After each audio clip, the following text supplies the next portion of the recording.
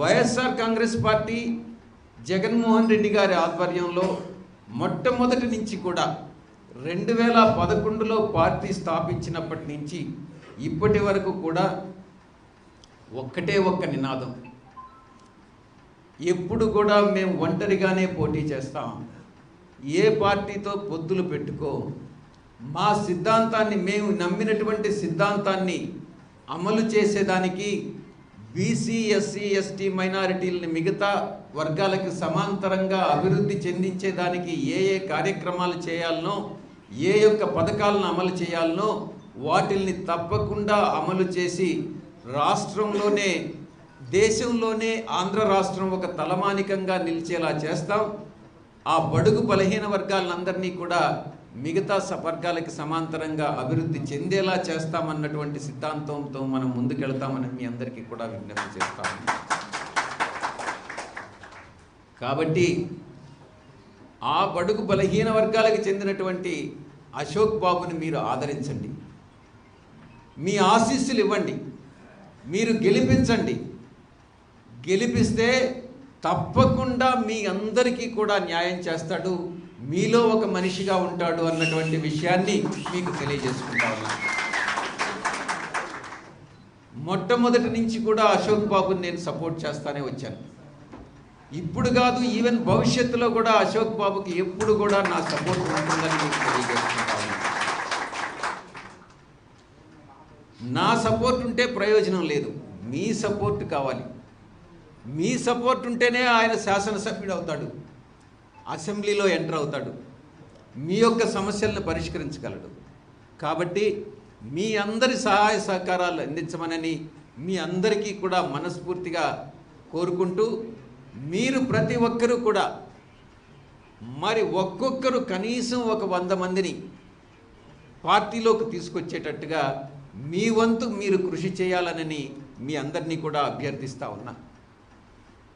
కాబట్టి మన విజయం రాబోయేటటువంటి 60 రోజుల్లో ఎన్నికలు రాబోతూ ఉన్నాయి, 2 నెలల్లో. ప్రతి ఒక్కరం కూడా అహర్నిశాలు పార్టీని తిరిగి విజయపదం వైపు నడిపించేదానికి మనం ప్రతి ఒక్కరం కూడా కృషి చేసుకోవాలి అన్నటువంటి విషయాన్ని మీకు తెలియజేస్తా ఉన్నా. జగన్మోహన్ రెడ్డి గారు తిరిగి ముఖ్యమంత్రి అయితేనే మనం ఈరోజు ఏదైతే పథకాలని అమలు చేస్తూ ఉన్నామో, ముఖ్యంగా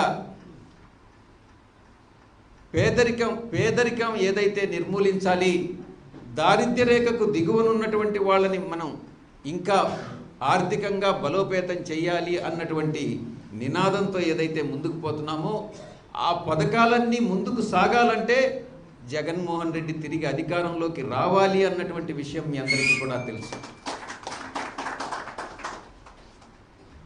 బీజేపీతో, మతతత్వ పార్టీలతో పొత్తు పెట్టుకునేటటువంటి తెలుగుదేశం పార్టీని నమ్మవద్దు అన్నటువంటి విషయాన్ని మీకు తెలియజేస్తా ఉన్నా. మీరు అడగొచ్చు, అలాంటప్పుడు మీరు ఎందుకు పార్లమెంట్లో సపోర్ట్ చేస్తున్నారు అన్నటువంటి ప్రశ్న మీరు అడగొచ్చు. నేను ఒక్కటే సమాధానం చెప్తాను.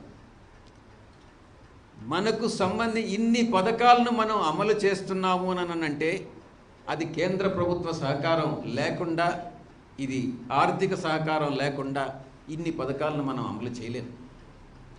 కాబట్టి కేంద్రం నుంచి ఆర్థిక సహాయం తీసుకునే దానికోసంగా మనం అన్ని బిల్లుల్ని మనం సపోర్ట్ చేయట్లేదు. ఉదాహరణకి 3 తలాక్ మనం సపోర్ట్ చేయలే. ఏ బిల్లు అయితే మనం సెక్యులర్ భావాలకి వ్యతిరేకంగా ఉన్నాయో వాటిని సపోర్ట్ చేయలేదు, మిగతా వాటిని మాత్రమే మనం సపోర్ట్ చేస్తూ వచ్చాం.